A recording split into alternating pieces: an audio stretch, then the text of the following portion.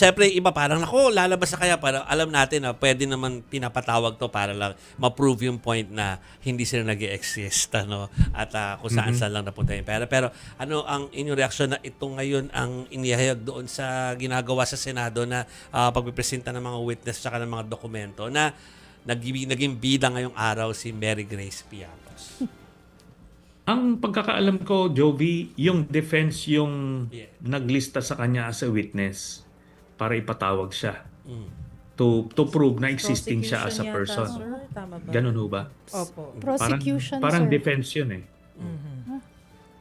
Prosecution ba o defense? I think it's prosecution. Prosecution Opo. kasi ito yung sinabi ni Kong Terry Ridon, 'di ba, na smoking gun siya. Whether magpakita or not. hindi. Oo. Pero kayo po, Okay. kayo po Senator ay tama po ba common witness kayo ng defense and prosecution? Okay. So kung Opo. kayo po ay hostile witness po ng defense, anong ini-expect po ninyo? At pupunta kayo? Yes, for sure. Ano? Yung pagpe-present nila sa akin as a hostile witness, palagay ko ano ito eh. Palagay ko bluff lang nila ito eh. Papakita lang nila na meron silang listahan din ng mga testigo, tapos na hindi sila natatakot sa akin, tapos kung ipe-presenta man ako talaga, eh sasabihin nila na gawa-gawa ko lang yung mga ipresenta ko o kung ano man to destroy my credibility. Kaso ano na po, no? Mauuna yung prosecution, mauuna na lalabas ako. Yung mga sinabi ko about the bank accounts, nakumpirma na yan eh.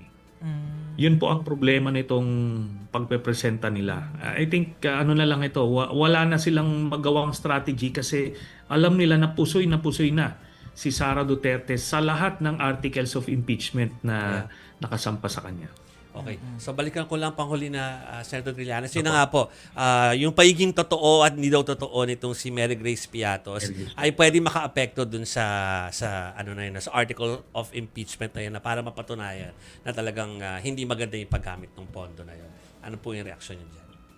Yes, kung siya ay ipepresenta ng prosecution, yun nga ipo-prove nila na no such person exists, and that will bolster their case. Pero meron na silang mga iba pang mga agencies na sinasabi wala sa Philippine Statistics Authority ng ganong klaseng tao.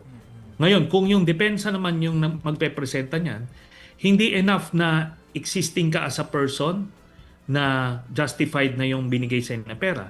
Tatanungin ka pa rin, may cross-examination na lalabas dyan. Yes. Hahanapan ka ng birth certificate, kung saan ka gumraduate ng elementary, high school, kumaga lahat. At kung bakit ikaw ang binibigyan. So maraming maraming problemang kakaharapin yung tao na yan kung magpapanggap man siya na tao na yan.